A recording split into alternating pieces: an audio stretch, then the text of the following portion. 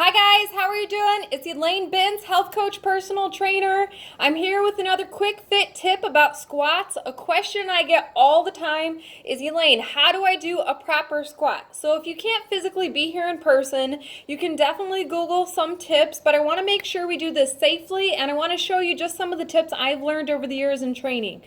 So what we're going to use today is a standard squat rack.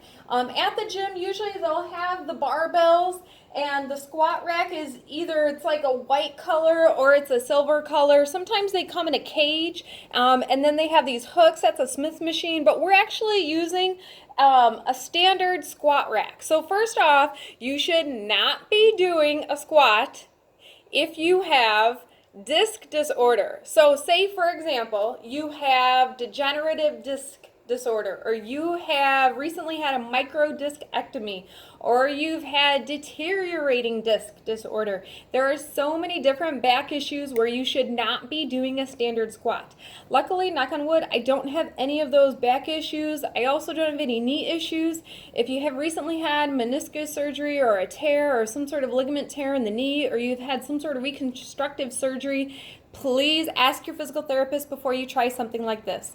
As always, consult your physician before you start a new program, but this particular exercise is really good for those of you who don't have back or knee issues because it mimics everyday living. Every day we sit down to get into a chair or eat a meal or use the toilet. So the squat is going to strengthen the hip, the butt muscles, the quads, the hamstrings. You're going to target the glutes. You just have to be careful if you experience pain. If you have any pain, stop.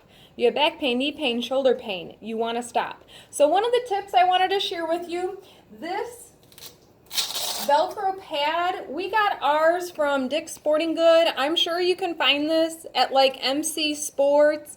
Usually if you're at the gym, they'll have these hanging out either under the squat rack or behind the deadlift bars. Maybe they're in a corner or in an accessory bin.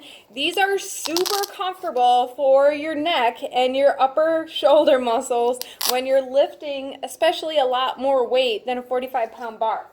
So you want to go ahead and find where this is in your gym, and then Velcro that piece around. The Velcro piece, you want it to be up top. So if it's down underneath, if it's flipped under and you step under, it'll probably pop off. So I'm just going to show you a standard squat. You want to walk around the back.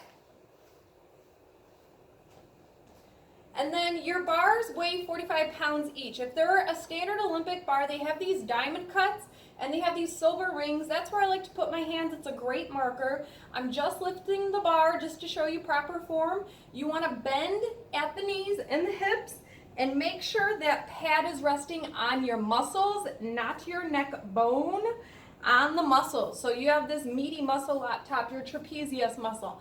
And then you want to have your feet a little bit wider than hip width apart, toes pointing out slightly at an angle, and then lift up and walk a couple steps forward so you're not going to keep banging the bar on the rack that just held the bar. So you're going to look down, make sure your feet are even, toes are pointing in an even direction. You don't want one side of the body off kilter, and you're just sitting down and back like you were sitting on a chair or sitting on a toilet.